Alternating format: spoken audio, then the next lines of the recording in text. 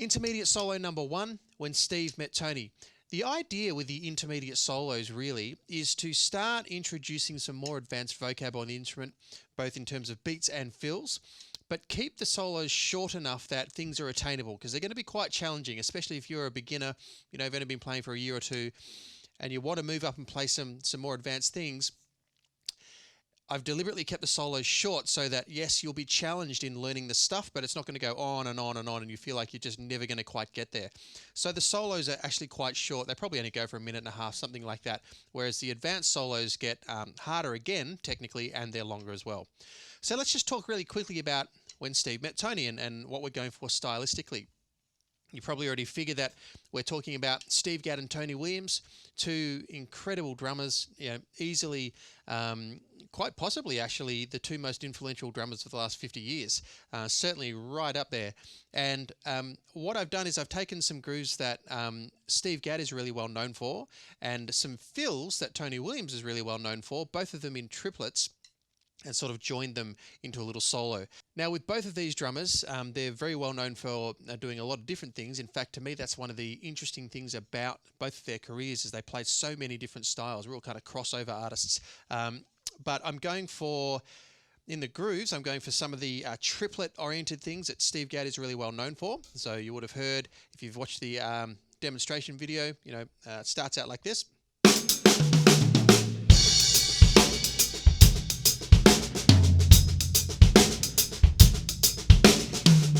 Okay, so all of that, 1 and a 2 and a 3 and a 4 and a 1 and a 2 and a 3 and a 4 and a 1.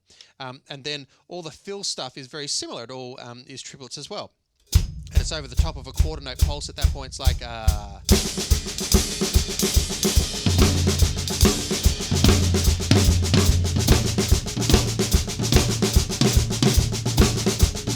Okay, all that kind of left flam stuff. All right, so let's just go from the start. The first bar, the pattern that we are using is just left, right, right, played 3 times, and then ending with a left on beat 4. So it goes 1 and 2 and 3 and 4. And the sticking is left, right, right, left, right, right, left, right, right, left. The left hand stays on the snare, and in the video I was playing rim shots. And the right hand moves from the hi-hat down the toms. All right, so we have... That's the first bar. 1 and 2 and 3 and 4 and 1. And then we're into the first bar of the groove. All right, so the first bar of the groove is 1, 2 and 3 and 4 and 1. So basically the pattern that I'm playing in the first 4 bars is right, left, right, right, left, kick. Okay, and then at the end, same pattern, but bringing the right hand on beat 3 onto the snare, nice and solid, same pattern. Right, left, left, kick. Okay, so starting with bass drum on beat 1 as well as that. So we have 1 and 2 and 3 and 4 and 1. And we're going to do a double at the end. 1 and 2 and 3 and 4 and 1. And it's right, right, left, kick, right, right, left, kick, and then together. All right, that's all that is.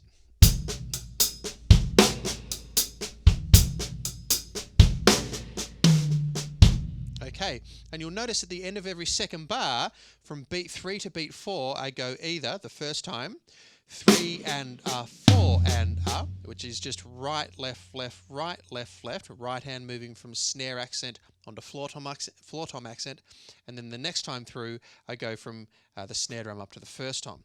So the second time through would be 3 and 4 and 1. All right, so all up we have.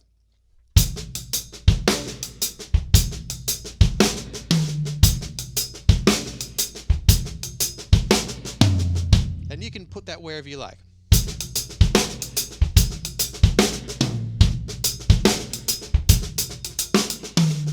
Okay, it's a really common thing to play, a backbeat on 3 and then a tom-tom note on 4. All right, so that's the idea of what's happening in the first 4 bars. The next 3 bars, bars 5, 6, and 7 are very similar. Then the fill that happens halfway through bar 8 and through bar 9 goes like this. I'll play it at speed and then I'll slow it down. So this is from bar 8.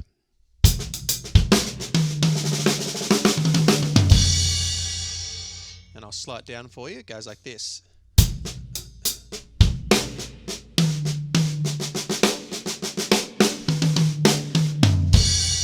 Okay, so what's happening at the start of bar 9 is I'm doing 2 5-stroke rolls as 16th triplets. And the first one goes left, left, right, right, left. And the second one on beat 2 does the opposite. Right, right, left, left, right. So beats 1 and 2 go like this. 3 and 4 and again. And then we land on beat 3 with a left hand. And then from beat 3 onwards we have. So that's left, right, right, left, right. That's 3 and 4. Okay, so far we have 3 and 4 and then at the end you just go 4 and 1 and you're back into the groove again. So all up we have.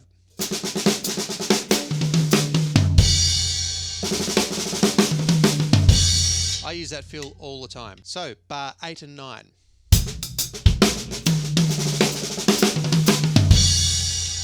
That's all that is. Okay, moving forward.